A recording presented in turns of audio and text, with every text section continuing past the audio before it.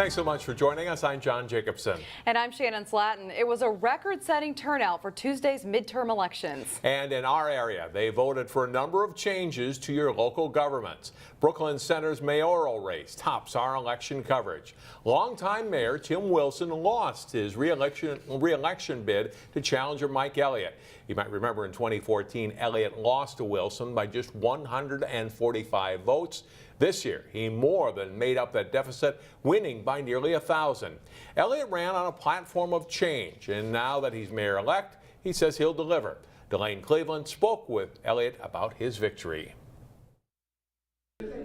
We campaigned on the idea that it was time for us to move our city in a new direction. We thought that it was really important that we put the focus on the economy. We won because we talked about the economy and we talked about bringing in new businesses to Brooklyn Center. We talked about that being a way that we could improve the tax base and take some of the burden off of homeowners as well. We really listened to what people had to say. And we put a lot of time in going door to door and talking to folks. And, going forward, that's the kind of mayor I want to be as well. In Brooklyn Park, challenger Hollis Winstead did not prevail over incumbent Jeff Lundy, who won with a comfortable 1,900 vote lead. Here are the numbers. Lundy says he is ready to keep working on the initiatives he started in his previous terms. That includes continuing high-end development in the city, cutting crime, and staying on top of youth engagement initiatives. Lundy says the city's improvements during his mayoral terms is why he won another term. I had a simple message, which is, 4 years ago I ran on results matter. The slogan this time was results still matter, and that's what I ran on. Just said, hey, if you're happy with the direction of the city, I'd like your vote. Lundy says another big factor in his win is that he knocked on every door, no matter who he thought the resident would vote for.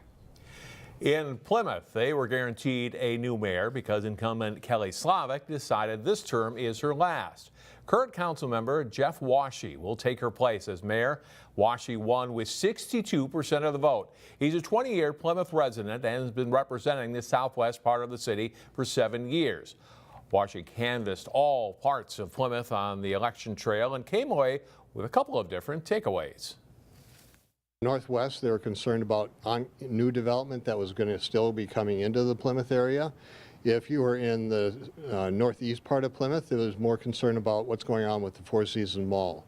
And so it all depended on where you were within Plymouth. Plymouth is a big community. We're 36 square miles, over 17,000 single-family homes there in Plymouth. That's a lot of homes to be working and talking to. Mark Stephenson of Maple Grove will return as that city's mayor. He won with almost 80% of the vote over PJ Agnes. Stephenson says he wants to complete the work he started with development and redevelopment projects like finishing touches on the final quadrant of Arbor Lakes and continued work on transportation projects like making completing work on Highway 610 a priority. The Robbinsdale School District has a bright financial future after Tuesday's vote on an almost $6 million levy. District officials say they've cut almost $17 million from the budget since 2017, and cutting more would impact academics. But that worries behind them as voters overwhelmingly approved the levy. It passed by more than 10,000 votes. Voters in Brooklyn Park decided the future of that city's parks. The city asked for a $26 million bond to improve parks throughout the city, including building renovations, new picnic shelters, and even a new ball field, complete with grandstand and concessions. And Tuesday night, voters delivered in a landslide. 63 to 37% voted to pay higher taxes to get better parks for the city. There will be change in who is representing Plymouth in the House. Republican incumbent Sarah Anderson lost her race to challenger Jenny Cleavorn in House District 44A. It's the second time Cleavorn has challenged Anderson. She lost last time, but won this one 54 to 46%. She said that first run laid the groundwork for winning this year. The second time around, I felt like I knew my community even better because I had knocked 13,000 doors in 2016. And so knowing the needs of the community, knowing what the expectations were of our community, knowing the values, we did early listening sessions to see really what the needs might be. And those early listening sessions really drove my work. Cleavorn is a professional mediator by trade with experience in organizational conflict resolution. She says Plymouth pays its fair share of taxes and should see more return in the community for those tax dollars. In State House District 40B, Democrat Samantha Vang prevails over Republican Robert Marvin. The two were vying for Deborah Hillstrom's seat. Hillstrom gave it up to run for Attorney General, but lost that race in the primary. Vang says she'll be working on a number of issues, including jobs.